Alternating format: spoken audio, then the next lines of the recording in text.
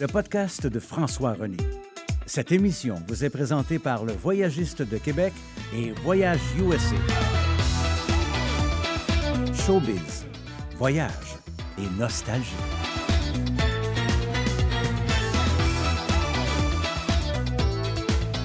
De Québec, de Floride ou d'ailleurs dans le monde, voici François René.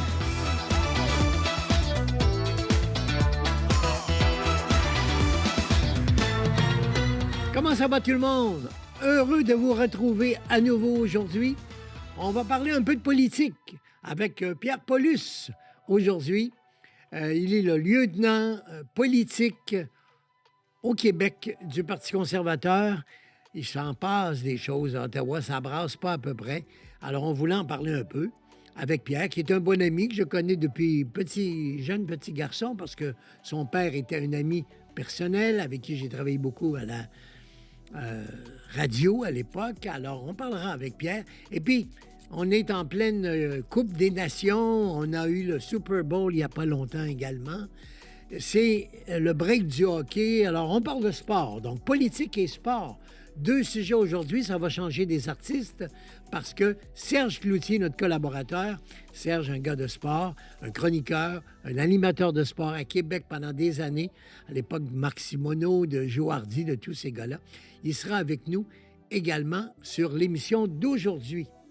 On est le 19 février, mes amis, donc aujourd'hui, il y a des choses qu'on n'oublie pas. Smokey Robinson, évidemment, son anniversaire. Andrew, pas le meilleur, en ce sens qu'il n'a pas la meilleure réputation qui soit parmi les enfants de la reine Élisabeth d'Angleterre, mais c'est sa fête aujourd'hui. Il a fêté ça de belle façon, je dis. Il l'a fêté au passé parce qu'on est déjà le soir, et puis il y a eu comme un beau dîner offert pour lui au château de Windsor aujourd'hui. C'est déjà du passé.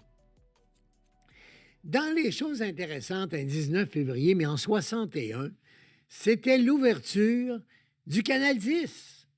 Ah ben ça a été gros, ça a été important, le Canal 10, évidemment. Télémétropole, votre Canal 10, que vous le vouliez ou non, c'est votre canal de télévision. Vous vous souvenez de ça? C'était les cyniques à l'époque qui s'amusaient avec Réal Giguère, que moi j'ai tant aimé comme animateur et comme monsieur, comme homme, comme camarade de travail, comme mentor, comme celui qui m'a donné ma première chance à la télévision, puisqu'il m'avait engagé comme recherchiste pour Parle Jean Chaz. Et c'était mon arrivée, mes débuts à la télévision à Montréal, au Canal 10. À l'époque, on ne disait pas TVA, on disait CFTM, CFCM TV, comme il y avait CM TV à Québec, CFTM à Montréal, Télémétropole, à Québec, c'était Télé-Capitale. Et au Canal 10, c'est devenu plus tard, bien plus tard, téléviseur associé, télévision associée, TVA. Et maintenant, on oublie tout ce qu'a fait le Canal 10. C'était énorme. Réal Giguère illimité le mercredi soir, ou encore les quiz. Il y en a eu plusieurs à la télévision qui étaient si populaires. Et puis, il y avait à cette époque Claude Blanchard qui était déjà là, Pierre Marcotte qui commençait avec Pierre Lalonde. D'abord Joël Denis et Pierre Lalonde, jeunesse d'aujourd'hui. Après ça, Marcotte et Lalonde.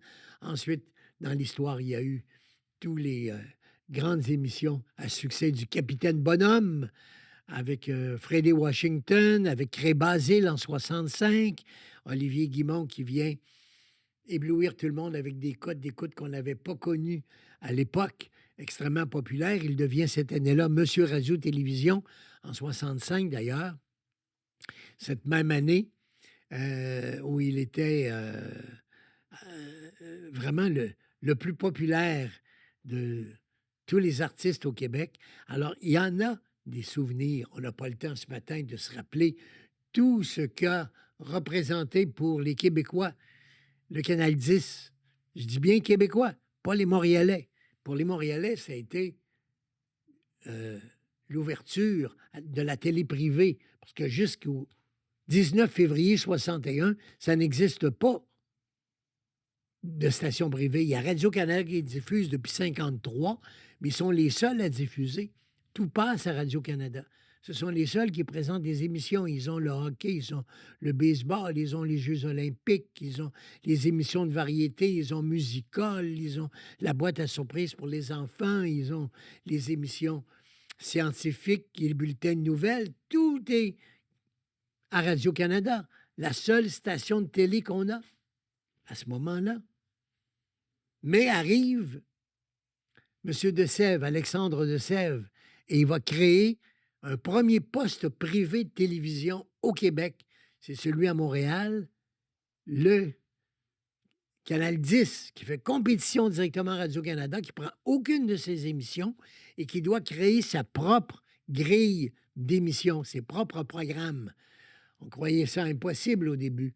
Mais Robert L'Herbier, qui est nommé directeur de la programmation, qui est un chanteur populaire, mari de Rolande Desormeaux, ils étaient un couple, ils étaient à la télévision de Radio-Canada, et il s'en vient comme directeur, vice-président à la programmation.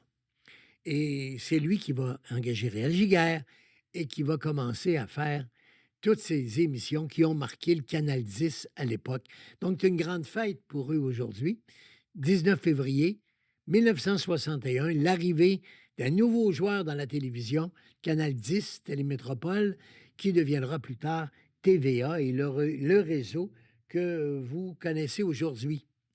En 85, le 19 février, la compagnie Coca-Cola faisait un gros lancement de presse pour annoncer qu'il y aurait un nouveau goût dans le Coca-Cola, le Coke Cherry. J'ai eu ça pour mourir, moi. Ah, le Coke Cherry, je ne suis pas capable de boire ça. Je déteste ça, ce goût à la cerise de Coca-Cola. Le Coke Cherry, j'aime pas ça du tout, mais vraiment pas. Mais c'est l'anniversaire du Coke Cherry aujourd'hui. Il faut quand même le mentionner. Gaëtan Boucher gagna un 19 février 2 médailles d'or et 1 d'argent aux Jeux olympiques cette année-là. Alors donc, c'est un beau souvenir, ça aussi. Et puis, en 1965, un 19 février, on a lancé un film avec la musique de Michel Legrand, un grand film et surtout des très jolies chansons. Un film avec Catherine Deneuve, je me souviens très bien, j'étais adolescent, quand ça avait sorti, ça m'avait énervé un peu parce que c'était un film chanté et on n'en avait pas beaucoup, surtout pas en français. C'est le premier film où, au lieu de parler, les comédiens chantaient leurs chansons, Les Parapluies de Cherbourg. La chanson thème est jolie. Et puis, il y a eu quelques belles chansons, mais en général, c'était un peu énervant parce que, au lieu de parler, ils chantaient. Alors, ils décrivaient sur leur section: je vais me prendre un café, puis je passerai par le salon, tu viendras me rejoindre. Et bon, tout était chanté dans ce film. C'était un peu spécial. Moi, je n'avais pas particulièrement aimé, mais c'est un film qui a marqué le film français, l'industrie cinématographique française, ça c'est sûr. 19 février 65, création de ce film, Les Parapluies de Cherbourg. Et puis en 2001, le père de la chanson française, comme on a eu le nôtre au Québec, M. Félix Leclerc, qui est mort le 8 août 1988, le 8 du 8 88, c'est facile à se souvenir. Pauvre Félix, mort très jeune, 74 ans. Mais on l'appelait le père de la chanson québécoise. En France, celui qui a donné le goût, comme Félix ici, à Vigneault, à Gauthier, à Les Tourneaux, à Pierre Calvé, à Charlebois, à tous ces Claude Dubois, tous ces gens-là de l'époque, c'est Félix Leclerc. Et en France, celui qui a tracé la voie à Charles Aznavour, à Gilbert Bécaud, à Pierre Delanoë, à Jacques Brel, à tous ces gens-là, Brassens et les autres, c'est M. Charles Trenet. Trenet qui adorait Québec, qui est venu chanter chez nous en 1949 d'ailleurs, ici, chez Gérard. M. Gérard Thibault avait un restaurant juste en face de la gare du Palais. M. Trenet avait été visiter Ottawa. Il avait reçu un prix, pour ça qu'il était venu au Canada, pour recevoir un prix pour toutes les chansons qu'il avait écrites, qu'on connaissait toutes ici au Québec. Et il était allé à Ottawa pour recevoir son prix. Et comme tous les Français qui arrivent au Canada, même si tu arrives par Ottawa, eh bien, tu te dis, pourquoi pas voir Québec, la capitale. Québec, la ville de Québec, la plus francophone et la première ville d'Amérique.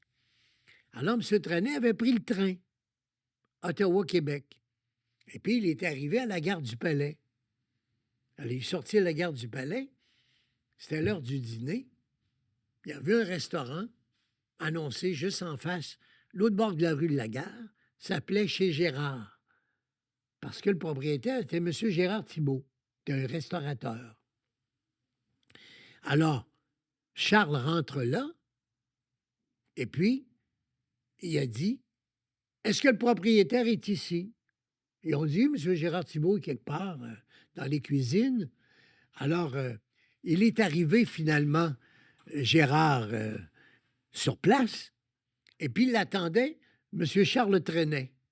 Alors, Charles s'est présenté, il a dit, « Je suis Charles Trenet. » M. Gérard Thibault n'en revenait pas que Charles Trenet puisse se présenter sur place, là-bas, dans ce restaurant, lui qui était la grande vedette française que vous connaissez et qu'il connaissait très bien. Il y avait La Mer qui était sortie en 1947, il y avait Douce Offrance, il y avait toutes les chansons de Charles Trenet, vraiment extraordinaires.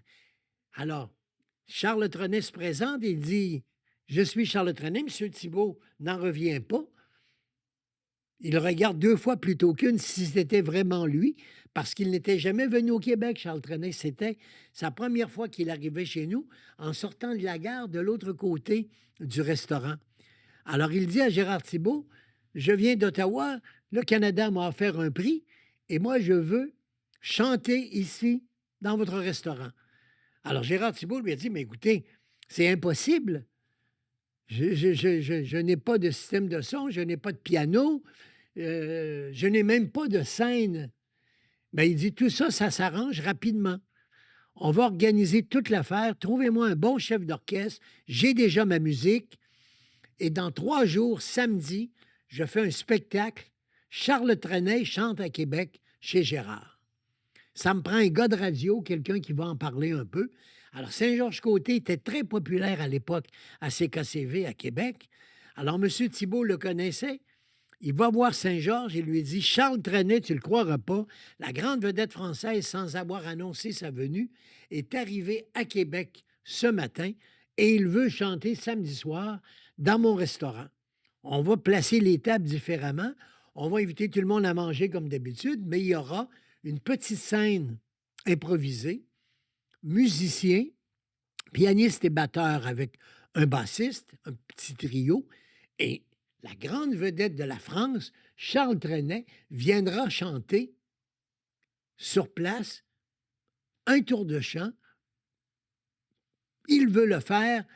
On va séparer les profits. Je ne veux même pas de cachet.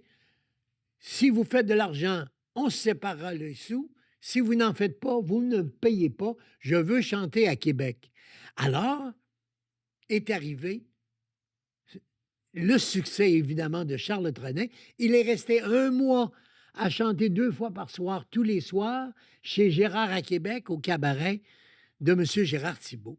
Et c'est Gérard lui-même qui m'a raconté cette histoire. N'en revenait pas lui-même de ce qu'il a vécu. Et après ça, il a eu Piaf. Imaginez, Charles Trenet a rencontré Piaf. Il a dit, « J'ai chanté à Québec dans un restaurant qui est devenu un cabaret. Et puis, je vais écrire au propriétaire pour dire que Mme Édith Piaf, qui est si populaire en France, pourrait aller au Canada chanter, puisqu'elle sera à New York en même temps où elle est invitée au Café Versailles pour chanter, parce qu'elle avait un chum à ce moment-là, qui était un boxeur, Marcel Cerdan, qui était le champion du monde à la boxe, qui était un Marocain d'origine et qui était le petit ami d'Édith Piaf. Et il boxait au Madison Square Garden à New York. Alors donc, elle allait le voir boxer et elle chantait au Café Versailles. Trenet a tout raconté ça à M. Thibault il est entré en communication avec Édith Piaf. Il l'a invité à venir chanter. Édith Piaf est venue chez Gérard. Et après elle, tous les artistes sont venus, évidemment. Les artistes québécois sont passés par là par après. Et puis les autres Français sont venus aussi, comme Gilbert Bécaud, avec Jacques Pils et tous les autres. Et ainsi est arrivée l'histoire de Chez Gérard à Québec, grâce à M. Charles Trenet. Alors, il a toujours aimé Québec. Et le 3 juillet 84, pour la fête de Québec à l'occasion des bateaux, on a eu un invité d'honneur qui était M. Charles Trenet. J'avais pu réaliser une entrevue avec lui, le rencontrer pour la première fois. Et il est venu à quelques autres reprises avec Gilbert Rozon, qui était son gérant, et qui l'avait amené au Québec, à Montréal et à Québec, pour chanter. Alors, une histoire d'amour incroyable entre Québec, la ville, et Charles Trenet, qu'on appelle le père de la chanson française, parce qu'il a été le premier, si vous voulez, à influencer tout le monde à faire ce qu'on appelle la chanson française. Il y a Charles Aznavour, un jour, en une entrevue, qui me disait, vous savez, moi je disais, la chanson française, il m'avait dit, je ne veux pas vous reprendre, mais on n'a jamais besoin de dire française lorsqu'on parle de la chanson, puisque la chanson, c'est français. Ailleurs, on fait de la musique. En France, on fait de la chanson. Et Charles Trenet avait influencé Charles Aznavour pour lui donner le goût de faire ce métier. Après lui, Gilbert Bécaud. Ensuite, Édith Piaf. Et puis Jacques Brel. Et puis Adamo dans les plus jeunes de l'époque et tous les autres. Alors, c'est pour ça qu'on dit Charles Trenet est mort un 19 février, comme aujourd'hui, en 2001. C'est donc l'anniversaire aujourd'hui de la mort du plus grand compositeur, interprète et parolier de la France, Charles Trenet, un peu comme pour Félix ici. On dit qu'il a été le père de la chanson française parce qu'il a été le premier, si vous voulez, à faire ce genre de chanson, ces mélodies où c'est comme un film, il y a un petit début, il y a une fin, il y a une histoire qui se raccroche. C'est comme un petit bout de cinéma qu'on raconte en 3 minutes. C'est ça, une belle chanson française. Aznavour le fait si bien. Brel après, Bécaud et les autres. Mais ils ont tous eu l'influence de M. Charles Trenet. Alors aujourd'hui, en début d'émission, je voulais vraiment vous rappeler cette page d'histoire culturelle de la ville de Québec, l'arrivée de Charles Trenet chez nous en ville. Moi, je n'y étais pas, évidemment. C'était il y a longtemps, en 1949. Mais je me fais raconter l'histoire par celui-là même qui l'a vécu, M. Gérard Thibault.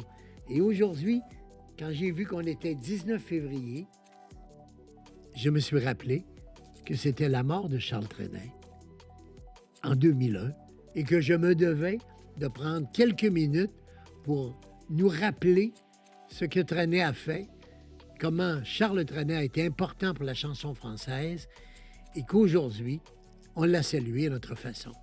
On fait la pause là-dessus, mesdames, messieurs. On revient dans un moment. Notre invité est Pierre Paulus.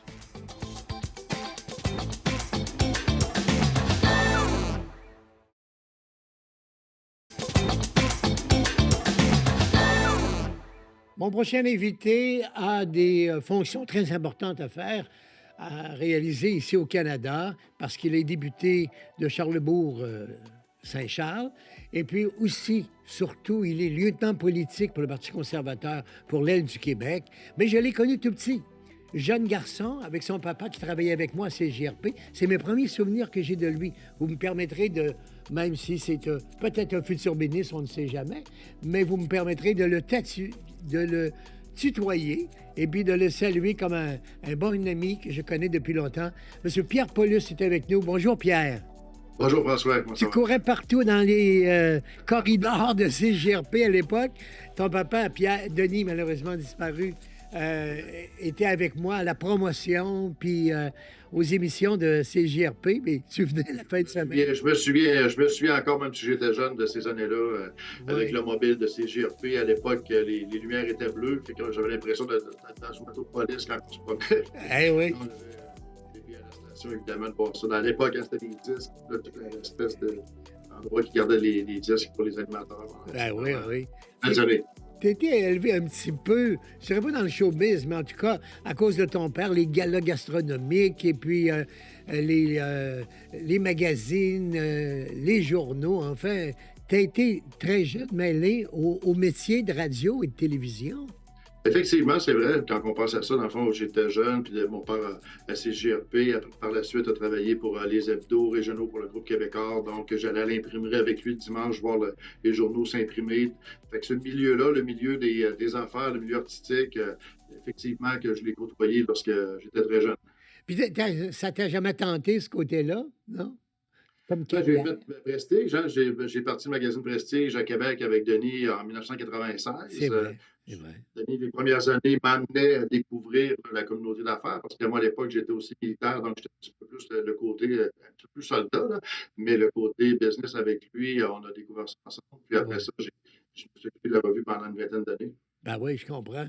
C'est vrai que tu as donné beaucoup de ta vie pour les autres, il faut bien le dire. Tu as été au service des Forces armées pendant 20 ans, presque autant maintenant en politique. Alors, tu as beaucoup sacrifié de ta vie personnelle. Pas encore autant pour la politique. Là. Je suis impliqué depuis une quinzaine d'années, 9 ans, Quand comme même, 10 ans c'est cette quelque année chose. comme élu de député de Saint-Charles. Mais effectivement, que mon temps de service avec les forces canadiennes, puis là maintenant avec la politique, c'est vraiment effectivement un service public important. Ah ben, je comprends, J'adore. je comprends. Parce que c'est des jobs exigeantes pour la famille, les enfants. Vous êtes demandé, d'abord, en plus, c'était à Ottawa, donc il y a beaucoup de voyagements à faire. Ah, c'est des allers-retours Québec-Ottawa chaque semaine. On part le dimanche en fin d'après-midi, on revient le vendredi, on retourne. C'est beaucoup de voyages, mais en même temps, j'ai réussi quand même avec les années. Mes enfants maintenant sont plus vieux, mais lorsqu'ils étaient plus jeunes, de trouver quand même un équilibre dans tout ça. Puis, c'est pas tout le monde qui peut, mais moi, j'ai réussi à bien m'occuper de ma circonscription, Saint-Charles, d'être à Ottawa, mais aussi d'avoir les enfants, m'occuper que les enfants soient bien encadrés, puis qu'ils réussissent ce qu'ils font à merveille d'ailleurs. Donc, non, c'est un mode de vie. Il faut aimer ça, effectivement, parce que la semaine, Ottawa, vraiment des affaires parlementaires, là, plus partisanes. La fin de semaine, bon, on est avec les gens de notre circonscription, des soirées d'âge d'or, les cheveux de colon, les activités sportives. Donc, c'est une variété d'activités, mais j'adore ça. Mm. Je te vois sur les réseaux un peu partout. Tu es effectivement un député extrêmement à l'écoute de ton monde, dans ton comté, parce que tu participes, comme tu viens de le dire, à toutes sortes d'activités, toutes simples, mais là où le vrai monde se tient. Et ça, c'est important pour toi, hein? C'est la base.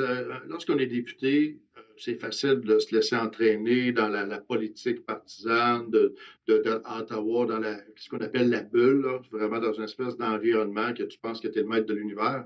Mais c'est pas ça le travail de base. Le travail de base, c'est vraiment de s'occuper des citoyens. On a des citoyens qui ont des besoins. Ils veulent nous connaître, nous rencontrer pour souvent, c'est juste de façon amicale. C'est le fun de connaître son député, mais aussi, il y a des gens qui ont un besoin particulier. Puis quand on est sur le terrain, ben, on peut leur dire, ben, écoutez, appelez à mon bureau et mon équipe va vous aider.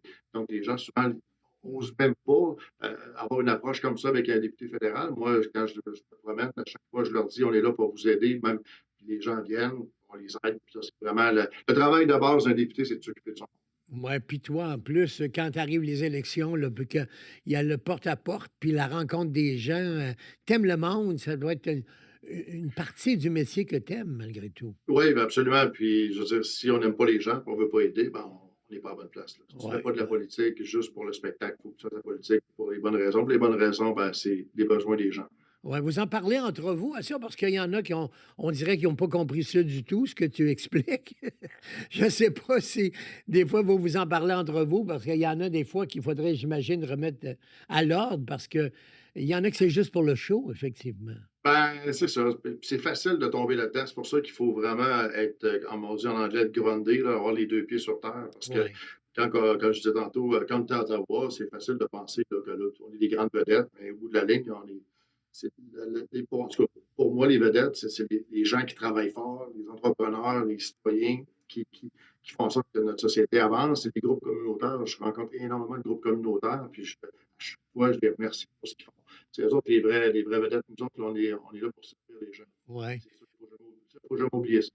Oui, bien, c'est sûr, il ne faut pas l'oublier, parce que un homme ou une femme aujourd'hui en politique peut se perdre, justement. C'est comme Ouais. certains artistes que j'ai connus avec frénésie, le succès, des gros jobs, bon, etc., perdent un peu les pédales puis pensent plus à être C'est les ça. deux pieds sur terre. Alors, ça peut arriver aussi dans ton métier. Absolument. Très facile et c'est pour ça qu'il faut rester focusé. Oui, absolument. Alors, ben, on se demande évidemment où est-ce qu'on s'en va, Pierre, dans toute cette folie qui se passe à Ottawa. On n'a pas de premier ministre encore. Il y a tous ces tarifs, ces histoires qui viennent des États-Unis. On sent qu'il y a une incertitude chez la population. Absolument, ben, avec raison, parce que même au niveau politique, pour nous, c'est très difficile de comprendre, pas de comprendre, mais de savoir où se placer dans cet environnement-là qui est très périlleux pour le pays. On a vraiment des changements avec l'arrivée de M. Trump, des changements Ah, très radicaux comme approche envers le Canada qu'on ne comprend pas parce que le Canada a toujours été un partenaire commercial important. On est des amis des États-Unis. Puis là, les menaces de tarifs pour des motifs, pour la gestion de la frontière, gestion de la crise du fentanyl. Oui, on a des problèmes de frontières. Oui, il y a des problèmes de fentanyl, ça on l'admet, mais de là d'imposer des tarifs de 25 sur l'ensemble des exportations canadiennes, ça ne fait aucun sens, c'est beaucoup trop. Donc, la première menace n'a pas été mise en place là, le 3 février.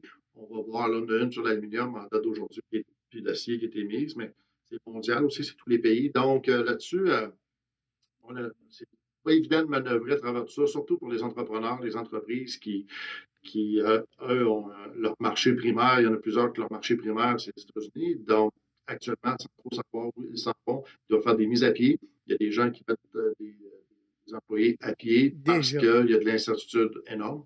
Donc c'est des. Puis en plus, ben, effectivement, comme tu disais, le premier ministre Trudeau est démissionnaire. Donc, le 6 janvier, il a annoncé qu'il démissionnait. Oui. Ils ont fermé le Parlement. Donc, on ne siège pas à Ottawa. Là, il y a une course à la chefferie du Parti libéral pour avoir un nouveau chef. Qui deviendra le premier ministre sans avoir été élu? Là, c'est quelqu'un qui n'est pas député. Donc, il ne pourra même pas siéger dans le Parlement. On vit vraiment une période très, très, très bizarre qui n'est pas bonne pour personne. Oui, qui n'est pas agréable du tout. Ici, aux États-Unis, toi qui connais bien la Floride, tu es venu en plusieurs occasions. Dans notre vie de tous les jours, on ne s'en rend pas compte du tout, là. Aux États-Unis, ils ne le vivent pas du tout comme nous au Québec, comme tu l'expliques.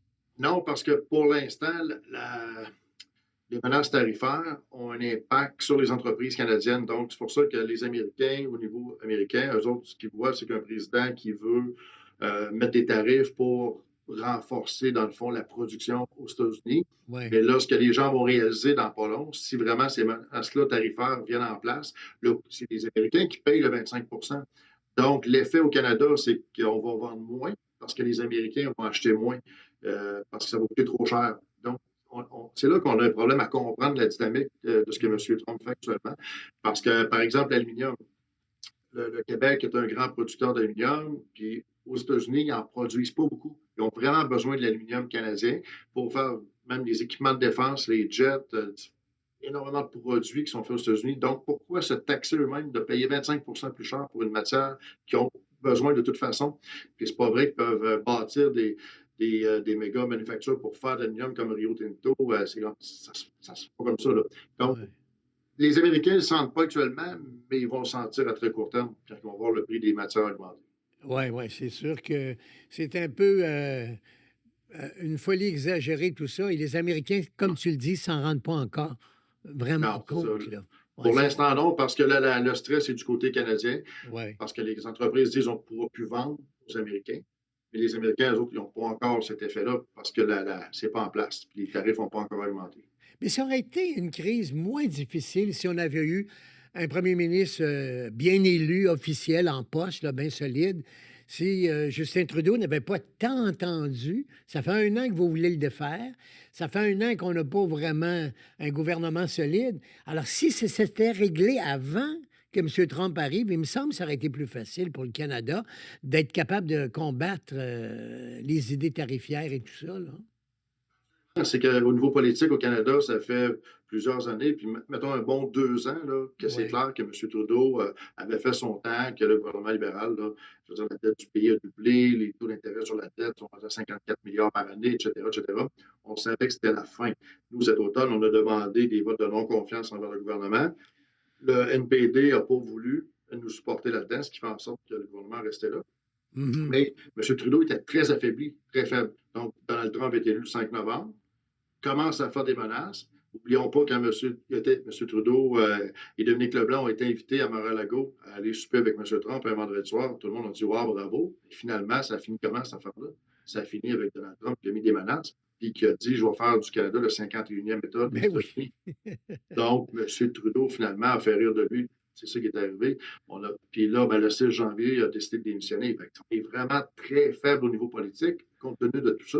Un Parlement qui est fermé, donc les députés, les 338 députés de la Chambre des communes de tous les partis ne peuvent même pas être à Ottawa pour démontrer une force face aux États-Unis, pour avoir une démonstration politique forte. On est vraiment tout le monde, chacun dans nos comtés. On a 2, 3 ministres qui essaient de faire des choses avec un premier ministre qui s'en va. Donc, non, on a effectivement, si on avait pu avoir une élection générale fédérale à l'automne passé, avec un nouveau gouvernement en place solide, qui aurait pu parler de façon beaucoup plus solide face à peut-être une situation différente. Ben oui, c'est sûr. M. Poilievre, votre chef voudrait que vous puissiez rentrer au Parlement. Il le demande, mais là, ça n'arrive pas à cause de la course de C'est la ça. chefferie libérale?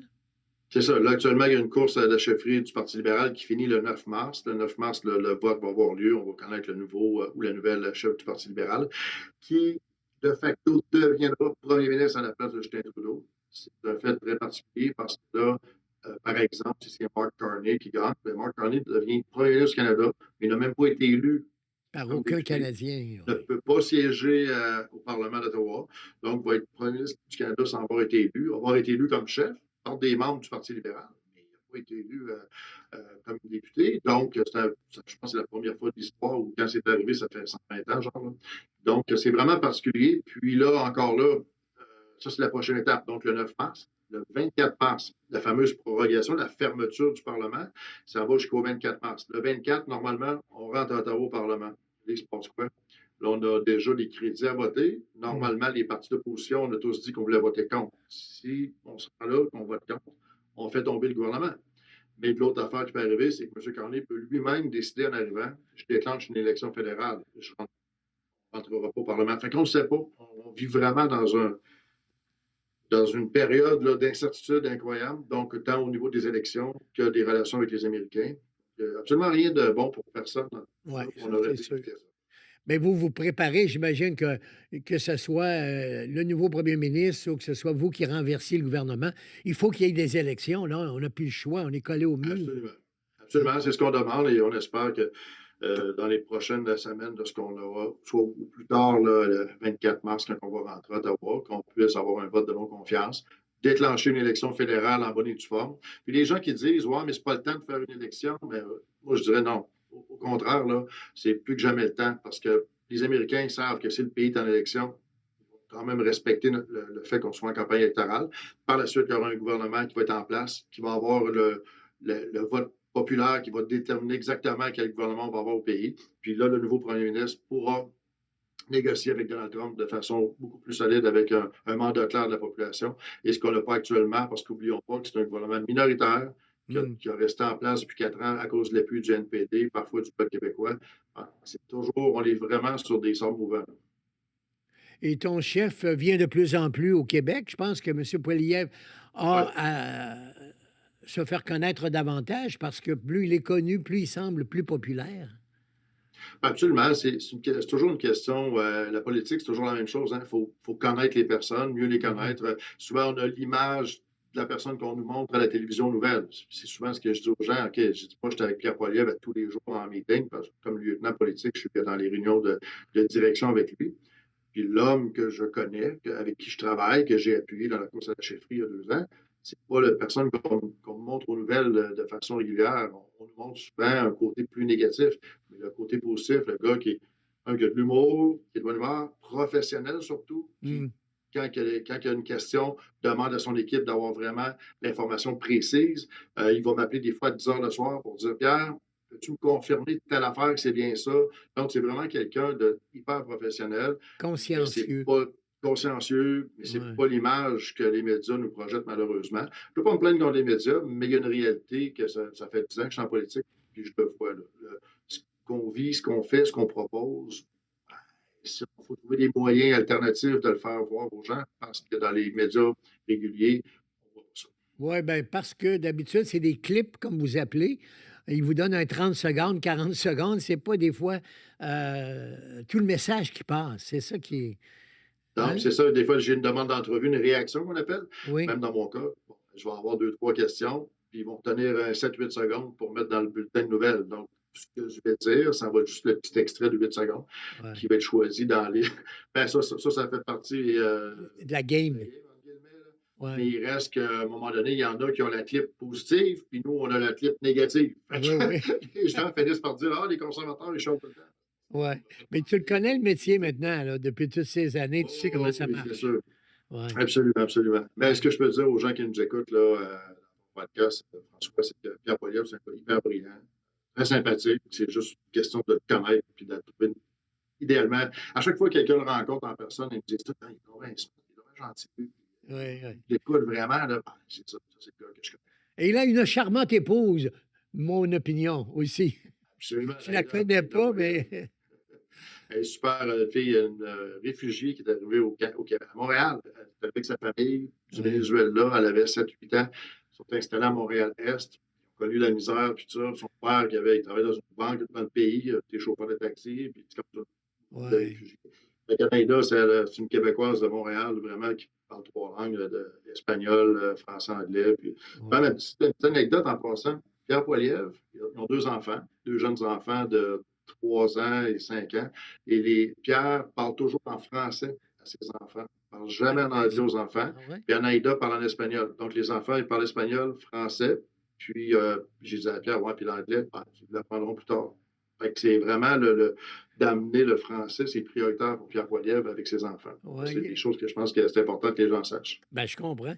Ils ont tous les deux une belle histoire. Lui aussi, là, pas le temps de tout raconter, mais il avait été adopté par une famille, puis tout ça. J'ai déjà lu là-dessus.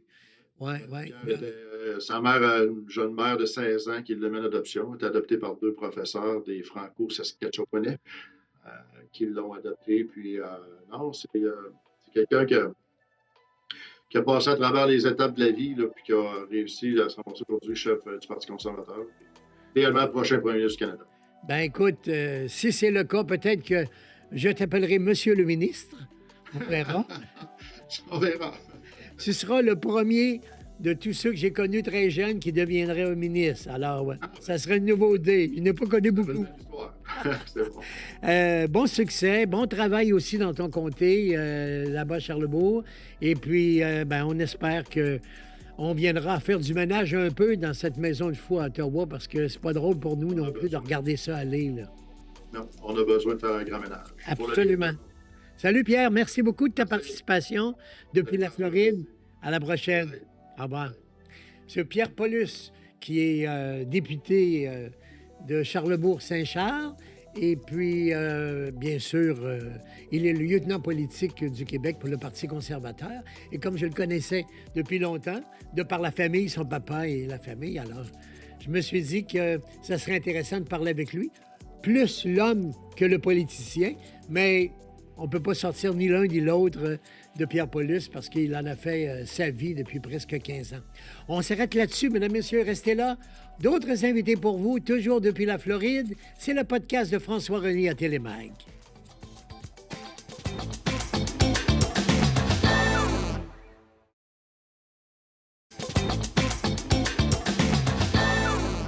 Alors, on va parler de sport un petit peu parce que ça fait aussi partie de notre vie, évidemment. Et puis, c'est la pause de hockey, et puis il y a la Coupe des Nations, enfin plein de choses qui arrivent. C'est le break. Il y a beaucoup de joueurs, des Canadiens, entre autres, et de d'autres équipes qui sont en Floride actuellement. On me dit qu'ils sont beaucoup dans les clubs de golf un peu partout. Alors, pour parler de sport, on a l'habitude de demander... le concours et l'attribution de notre ami Serge, qui est là-bas au Saguenay-Lac-Saint-Jean, qui est aussi un accompagnateur avec nos groupes depuis les dernières années. Alors, heureux de sa contribution, on retrouve Serge Cloutier là-bas. Bonjour Serge. Salut François, comment vas-tu? Ben, ça va très bien. Certainement plus chaud que par chez vous. Ouais, je peux te dire que c'est assez frais, merci. On traverse une période là, où il y a beaucoup de neige, puis il fait froid. Oui. Mais il faut bien s'habituer. À chaque année, on se plaint. Janvier, février, ce sont des mois où les gens aimeraient mieux aller dans le sud, comme vous présentement. Là. Oui. Les joueurs du Canadien et les joueurs des autres équipes qui ne sont pas à la Coupe des Nations s'en vont peut-être en Floride, mais il y en a d'autres. Patrick Roy doit sûrement être en Floride avec ses chums. Oui. Il y en a beaucoup qui sont partis peut-être en République ou au Mexique parce qu'ils préfèrent ça. Alors là, combien d'années qu'il y a une pause aussi longue de 2 semaines, là, par exemple? c'est un peu trop long à mon point de vue parce que c'est pas un match d'étoiles, c'est pas une semaine de repos. Ils font ça sur 15 jours, la Coupe des 4 nations, Ouais. avec la Finlande, la Suède, les États-Unis et le Canada. Ouais. Et tu me croiras pas, pour la Finlande, Joël Armia et Patrick Lainé, qui sont des joueurs très ordinaires là, pour le moment, pour la saison, vont jouer dans la Coupe des Nations pour la Finlande, les deux. Incroyable, hein, pareil. Et puis pour le Canadien, bien, il y a Montembeault, le gardien de but, qui est avec le Canada, mais comme troisième gardien de but, parce que les deux autres, c'est Bennington et également Hill, qui Oui. lui est le gardien de but à Las Vegas. Alors, Montembeault, est-ce qu'il va avoir de la glace? On ne sait pas. Mais la Coupe des Nations débute cette semaine, mercredi, Mhm. pour pratiquement 2 semaines. Oui. Alors, c'est un peu long comme arrêt, là, parce que, tu sais, il y a des gars là, qui étaient en forme, qui luttaient pour le premier rang des compteurs. Il y en a 2 sur 3 là, qui sont dans la course, qui ne jouent pas à la Coupe des Nations, qui se reposent. Mm. Bien, celui qui est en tête des compteurs présentement, bien, c'est vraiment, là, c'est McKinnon, puis McKinnon, il joue pour le Canada. Alors, lui, il va jouer, puis Kucherov et Draisaitl ne jouent pas, se reposent. Alors, ça va donner une bonne fin de saison pour les marqueurs, mais quelle fin de saison intéressante pour la course aux séries. On ne sait pas encore qu'est-ce qui va se passer. Le Canadien était bien parti la dernière fois qu'on s'est parlé. Mais là, ils Oui, viennent d'en perdre 7-8 d'affilée, là. ben, ils ont une victoire dans les 8 dernières parties. Oui. Et là, si on regarde le classement, là, Ottawa et également Détroit, ils seraient dans les séries présentement, là, C'est une lorsqu'on fait la surprise, ça. Coupe C'est des une Nations. surprise. Ouais. Mais il y a 9 équipes qui sont dans la course. C'est pour ça que ça devient intéressant. Et les 9 équipes, il y a 6 points seulement qui séparent les 9 équipes pour entrer dans les séries. Alors, Donc, une tout est journée, possible. tu sors. Oui. C'est ça qui se produit présentement. Alors, on ne peut pas vraiment faire de prédiction. Tout est possible, là. N'importe quoi peut arriver à ce moment-là, avec si peu de points de différence. 3 derniers, ils sont égaux. C'est le Canadien, Pittsburgh et Philadelphie à 55. Puis ils sont à 6 points de Détroit, qui est juste dans les séries. Parce que il y a des équipes comme les Rangers de New York. Ça, c'est une grande surprise. Si la saison était terminée, ils ne sont pas dans les séries. Boston non plus. Boston ne sont pas dans les séries. Alors, tu sais, des fois, tu regardes ça, tu te dis, voyons, ça n'a pas de bon sens. Les Rangers de New York ne sont Non. pas dans les séries. Avec l'équipe qu'ils ont, c'est un peu surprenant. Là, on a vu Tampa qui a gagné à 2-3 victoires de suite. Là, les autres se sont échappés un petit peu. Puis c'est normal, ils ont encore une très bonne équipe de hockey. Alors, Ouais. Tampa, on n'en parle même plus pour la lutte. On commence avec Ottawa, puis on finit avec Canadiens, Pittsburgh Flyers. Et là, tout le monde, une défaite, tu recules, puis une victoire, tu avances. Ouais. Fait que ça change à tous les jours. Mais New York, comment tu expliques ça? Écoute, c'est une grosse équipe. Normalement, ils jouent en bas. Sur papier, ils sont bien meilleurs, là. Ben oui, puis là, ils ont de la misère à gagner. Pourtant, ils ont un excellent gardien de but. Oui, il a été blessé un petit bout de temps, Shesterkin. Mais il y a des joueurs comme Panarin, des joueurs comme Zibanejad, des gars comme Fletcher. Puis il y a bien des joueurs, là, pas Fletcher, Kreider. Il y a bien des joueurs qui ne connaissent pas la saison qu'ils devaient connaître. Il y a eu des blessures à travers tout ça. C'est assez difficile à comprendre de voir les Rangers de New York aller. Mais François, la pire équipe de la Ligue nationale cette année, ils ne sont pas derniers, mais sont 30e, c'est Nashville. Ouais. Nashville avait déjà une bonne équipe avec Forsberg, Yossi et compagnie. Ils sont allés chercher Stamkos en Floride, à Tampa. Ils sont allés chercher le Marchesso à Las Vegas. Marchesso, le Québécois, le petit gars de Québec. Ouais. Oui. Qui était à Vegas. C'est épouvantable. 30e, puis c'est fini les séries pour eux. Puis ils ont un très bon gardien de but qui s'appelle Saros. Pourquoi? Pas explicable. Le Ils coaching, devraient être dans peut-être. la course aux séries et même dans les séries automatiques, puis ils ne sont pas. Alors, Ouais, des c'est fois, il y a surprenant. des questions. Qu'est-ce qui se passe là-bas? Il n'y a pas eu de congédiement d'entraîneur. Le directeur général travaille peut-être pour des transactions là, d'ici 15 jours. Il est bon, Mais lui, pourtant, lui. Celui qui était avec Islanders, le petit, pas grand, là. Hein? moi, c'est Barry Trotz, Barry Trotz, voilà. l'ancien coach qui est devenu directeur général. Ouais, Alors, ouais, à un moment donné, il s'est dit, ben, pourquoi? Personne n'est capable de répondre à ça. ouais. Quand on parle de hockey, par ici, on parle beaucoup que du Canadien. Les Québécois, évidemment, c'est leur équipe en général. Alors, la question qui tue, vont-ils faire les séries selon toi, oui ou non? Les chances sont très, très, très minces. Bon. Parce que là, ils ont du rattrapage à faire. Comme je te disais tout à l'heure, tu as 9 équipes. Oui. Alors, le Canadien, là, il est en bas à 55. Une victoire seulement dans les 8 dernières parties, comme je disais tout à l'heure. Mais là, à 6 points des séries, tu dis, ah, c'est pas loin, 6 points. Mais il faut qu'il dépasse Boston, les Rangers. Il faut qu'il dépasse également les Islanders de New York de Patrick Roy. Patrick Roy, là, je t'en parle quelques secondes. Moi, j'ai toujours dit que c'était un des bons entraîneurs. Il le prouve encore une fois. Il n'y a pas d'équipe. Ce n'est pas une puissance. Il y a des blessés, dont ses deux meilleurs joueurs, défenseurs Dobson et Barzell, mais il est pourtant dans la course aux séries éliminatoires. Une Avec un équipe club très vieillissant. ordinaire. Oui, ils sont assez vieux. Hein? C'est un club vieillissant. C'est un club qui est vieux, puis tu sais, Brock Nelson, c'est un des meilleurs joueurs, mais c'est un gars qui est dépassé à la trentaine. Ouais. Ils n'ont pas de gros noms. Il n'y a pas un joueur des Islanders. La semaine passée, je jasais avec des chums. Nommez-moi 5 joueurs des Islanders de New York. Il n'y en a pas un qui était capable de m'en nommer 5. Mhm. Puis malgré tout ça, ils sont dans une course dans les séries. Ben, chapeau à Patrick. Hein? Ouais. Chapeau qu'il est bon, pas à peu près. Et qu'il y en a plusieurs qui sont passés à côté. Même New York, justement. Il y a Ottawa puis Montréal. Et Montréal, bien sûr. Ben, tu sais, Martin Saint-Louis fait bien son possible, là, mais Martin, c'est pas un coach de carrière. Il coachait son petit gars battant. Ouais. Et il va pas trop mal. Puis là, il commence à mettre ses culottes. Tu dis l'expression. Non, À un mais il moment était temps donné, qu'il le là, fasse. ben oui, parce que là, il était trop doux avec ses joueurs. Puis là, il a décidé là, que c'était terminé. Hey, la dernière partie du Canadien contre Tampa, le nouveau gardien de but d'Aubus, il a accordé 3 buts puis il l'a changé. Fait que ça te donne une idée là, qu'il prend des décisions maintenant comme un vrai coach. Avant, c'était il joue pas bien, mais je vais lui donner une chance, puis ainsi de suite. Tandis que là, on se rend compte d'une chose, c'est qu'il prend des décisions. Regarde Patrick Lainé. Il est bon, lui, quand il est sur l'avantage numérique parce qu'il a un puissant lancé quand il est dans l'enclave. À part ça, 0 plus une barre. Mm. Il n'est pas bon en désavantage numérique. Il n'est pas bon en 5 contre 5. On lui a donné 8,5 millions par année, 2 ans.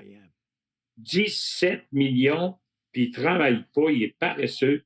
Alors là, Martin Saint-Louis a dû garder assez. Il l'a fait jouer 31 secondes à l'avant-dernier match en 3e période. Pourtant, il était revenu un fort, l'aîné. Tu sais, au début, là, après sa blessure, là, il est revenu. Puis il a compté comme les premiers buts à chaque partie. Là. Dans l'enclave, c'est un gars c'est un gars de 6 pieds 5 puis il t'a lancé. Puis regarde, tu regardes la situation, mais quand il n'est pas en avantage numérique, il ne compte pas, il devient inutile pour l'équipe. Est-ce qu'ils vont le racheter éventuellement? Ou bien s'ils vont y faire compléter son 2 ans à 8,5 millions? Ça, c'est une bonne question aujourd'hui. Ouais. Ben, j'en ai une autre bonne question, parce que pour moi, c'est je croyais que ça n'arriverait jamais. Le fameux record de Gretzky, que notre ami russe, là, Ovechkin, est en train de rattraper. Ça, c'est une surprise aussi. Ben, c'est une surprise, c'est incroyable. Il n'y a pas personne qui aurait imaginé ça. Parce que tous les records de Gretzky, tout le monde disait personne ne va battre ça. Inatteignable. Inatteignable. 894 buts. Alors, tu disais, qui peut atteindre ça dans la Ligue nationale? Bien, Ovechkin est rendu à 15 Du de record. Gretzky. Il ne battra peut-être pas finir l'année, là, parce qu'il reste peut-être une trentaine de parties, mais s'il ne bat pas cette année, ça va être au début de la saison prochaine. Il va peut-être y en rester 6, 7, 8. Là. Il va avoir 40 ans. Alors là, il est en très bonne position pour dépasser Gretzky. Et comme tu mentionnais tout à l'heure, jamais on n'aurait pensé ça. C'est un record qu'on disait que ça ne sera jamais battu. Mais ça prouve une chose des fois. Il y a des jeunes ou qui commencent des carrières, là, soudainement, ils se retrouvent avec des fiches incroyables comme Ovechkin et Crosby, comme exemple, des points. Là. Ouais. Ovechkin, c'est le marqueur. Crosby, c'est le joueur plus complet. OK, on va surveiller ça. Ça veut dire que il pourrait faire une autre année l'an prochain s'il n'a pas atteint le. Oui. Parce qu'il va peut-être jouer quelques saisons en Russie, il va retourner chez eux, mais il va rester tant et aussi longtemps qu'il n'aura pas battu le record de Gretzky. S'il est à 50 encore, on dirait qu'il ne battra pas. Mais à 15, là, je pense qu'on peut penser qu'il peut le battre. Je comprends. Lui, en fait, il est représentant la Russie. Il ne fait pas partie de la Coupe des Nations, là. Cherov, qui est d'un premier compteur de la Ligue, ne peut pas jouer non plus. C'est dommage, ça. Ouais, c'est dommage parce que la Russie, avec tout ce qui se passe avec l'Ukraine, ça empêche d'abord des jeunes de venir dans la Ligue nationale ou au hockey junior. Puis en plus, les vedettes de la Ligue nationale, ben, ils ne peuvent pas jouer dans des compétitions, que ce soit la Coupe Canada ou que ce soit les Olympiques ou peu importe. Ils n'ont pas le droit tant et aussi longtemps que la Russie va être en guerre. Absolument. Bon, on surveille tout ça. Je pense que tu as fait un beau tour d'horizon, Serge, c'est le fun.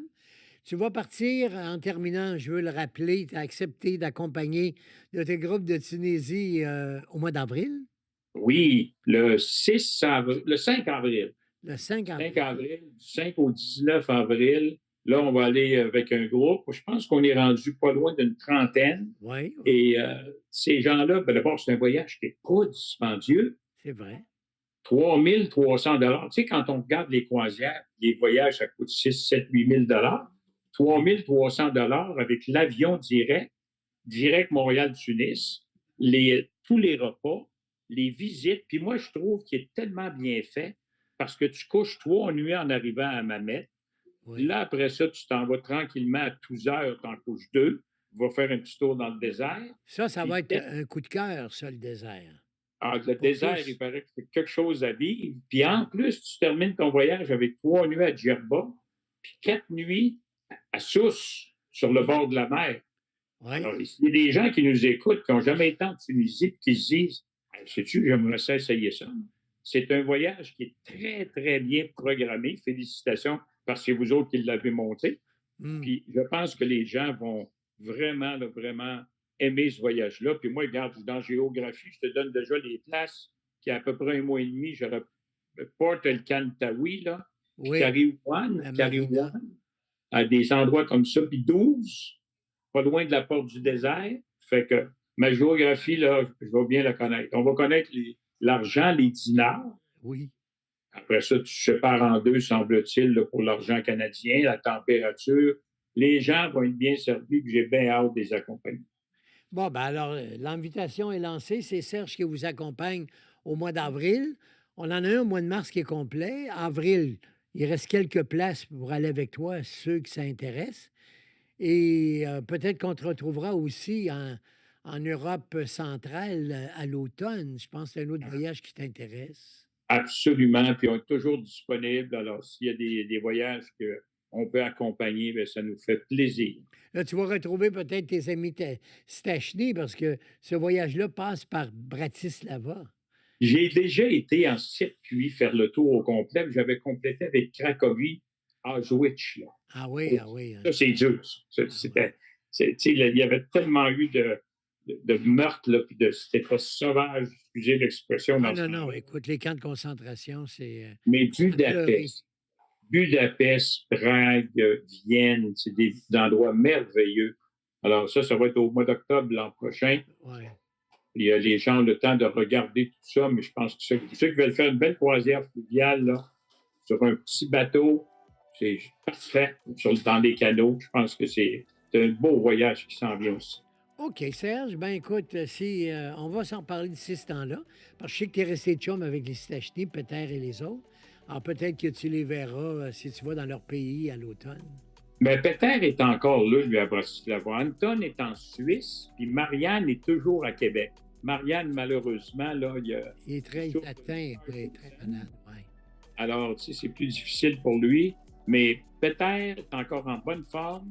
Puis s'il y avait moyen de le rencontrer à Bratislava, je suis le gars le plus heureux au monde parce que je les ai bien connus. Bien, absolument. Merci, Serge, pour ton tour d'horizon de sport. Et puis, on se reparle très bientôt. En attendant, ben, tu prépares ta valise pour le mois d'avril. Aucun problème. On va être prêts. On va être là pour les accompagner. Puis on va parler à tout le monde avec un beau zoom avant de partir. Là. Excellent. Oui. OK, Serge. Ben, merci beaucoup. À bientôt. À la prochaine, François. Merci. Bye. On a parlé de sport. C'est le temps de le faire. C'est le break. Hein? C'est les 2 semaines de congé de la Ligue nationale actuellement. Et puis, vous suivez depuis quelques jours la Coupe des Nations. Alors, évidemment, on avait bien des choses à raconter et à surveiller, Serge l'a dit, peut-être les 15 buts et la réussite du nouveau record de francs-buts dans la Ligue nationale qu'on croyait jamais atteint, c'est-à-dire le record de Wayne Gretzky que Ovechkin pourrait peut-être réaliser cette année ou l'an prochain. On fait une pause là-dessus, mesdames et messieurs. C'est pas terminé. J'ai encore des choses à vous raconter. Vous restez là, bougez pas.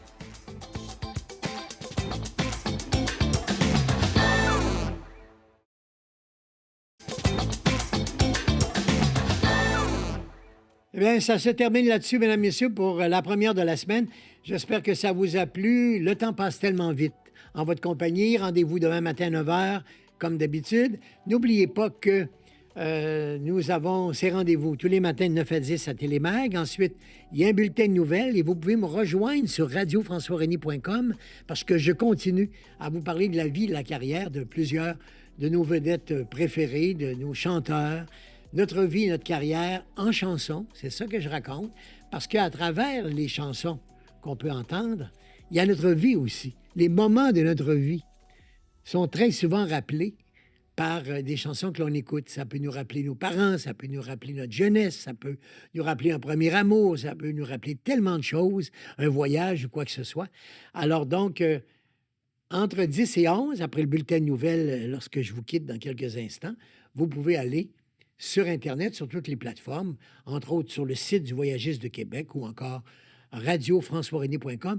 Et puis là, on va se retrouver pour une autre heure ensemble, mais plus en musique, en confidence et en anecdote. Alors, je vous souhaite une bien belle semaine. N'oubliez pas que j'aurai plusieurs reportages sur Las Vegas au cours de cette semaine. Ne les manquez pas. Soyez au rendez-vous dès demain matin à 9 h. Merci à Marie-Réalisatrice Stéphanie, à vous tous d'avoir été là. Et à demain, mesdames, messieurs, à Télémag. Au revoir.